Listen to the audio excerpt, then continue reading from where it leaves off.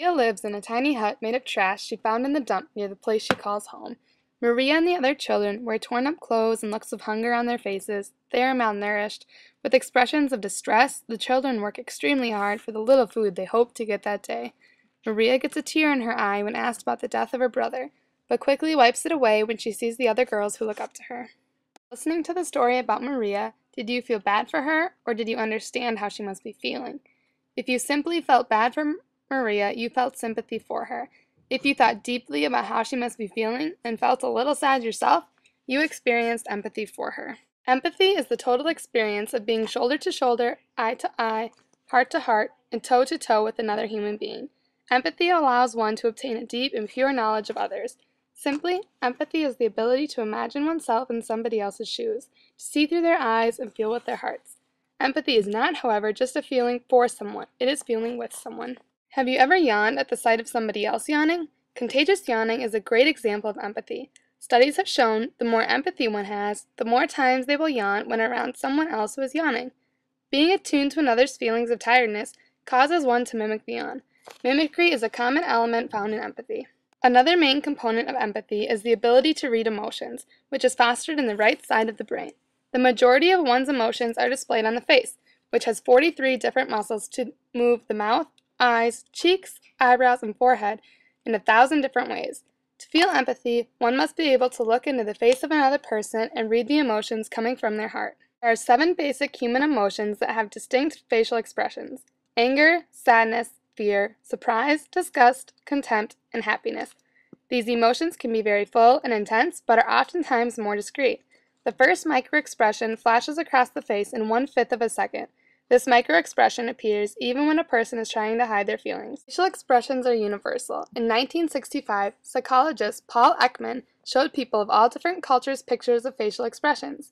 He discovered that people of Japan, Argentina, Brazil, Chile, the U.S., and even the tribes people in the highlands of New Guinea who have never seen a television read facial expressions the same way. Another component of empathy is working with other people.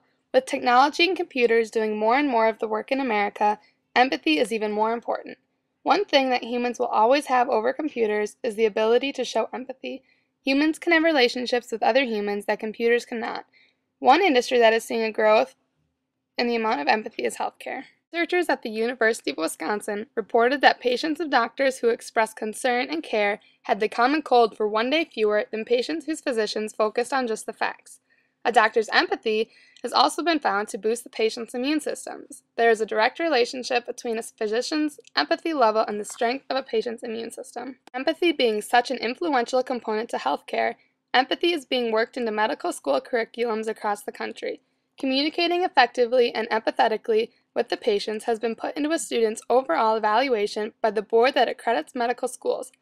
Classes are being taught on reading facial expressions, body language, and other acting techniques. Empathy has also been found to be a necessity in the workplace. It is crucial in today's market that a company wholeheartedly reaches out to the specific needs and wants of their target market.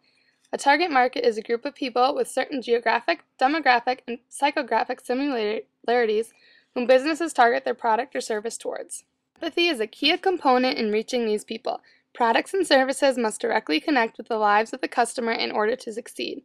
When companies know what is going on in the world and look out of their customers' eyes, they are able to see new opportunities faster than their competitors. These companies will have the passion to stick with their ideas even if their plan doesn't work out just right the first time. Women who possess empathy take a genuine desire to be of service and meet the needs of their customers and take a personal interest in each buyer. They understand their feelings and motives, which allows them to sell features that will appeal to their customer. Similarly, when a writer writes, they are not writing to a piece of paper, but to an audience with feelings. Writers must put themselves into the reader's position in order to compel their target market to read the books. Empathy is a trait especially important for leaders. Oprah Winfrey stated, "Leadership is about empathy. It is about having the ability to relate and to connect with people for the purpose of inspiring and empowering their lives. Empathy allows leaders to develop positive connections and build bonds of trust with others. It lets leaders understand how and why their followers react the way they do." A great way to learn empathy is by reading fiction books, especially when the setting is in another culture and another time. Fiction books enlighten the heart and mind by connecting the detail, drama, emotion, and immediacy of a story. It is through the linking of similarities between oneself and the character that one comes to know others as people, not just stereotypes. Oftentimes, children learn empathy from having pets. They are able to relate to their pet's innocence, vulnerability, and dependence on others. They learn to understand the feelings and needs of animals when they care for them. It is important that a child sees what it takes to feed, clean, and care for another living thing. Children need to learn how to interact respectfully with animals. Traveling and volunteering are very beneficial in gaining empathy. One gains empathy when seeing the distress and struggles of another and chooses to help out. To be fully immersed in another person's daily life and culture, to experience and see what someone else experiences every day, and to interact with them builds a great amount of empathy. The biggest part of learning empathy is to practice it. While the actions are so easy, they are so often forgotten. Listen to people. Truly listen with your ears, eyes, and heart. Don't interrupt, don't dismiss their concerns, or rush to give advice. Pay attention to what their eyes and bodies are saying. Be fully present when communicating with others. Cell phones and other distractions should be put away. Smile. Encourage people. Give genuine recognition and praise. And always take a personal interest in others. Ask questions about their family, challenges, and aspirations in conversation rather than always talking about yourself. Use their name to let them know you care and remember them. To Kill a Mockingbird's Atticus Finch explains empathy well to Scout. If you just learn a single trick, Scout, you'll get along a lot better with all kinds of folks. You never really understand a person until you consider things from his point of view, until you climb inside of his skin and walk around in it.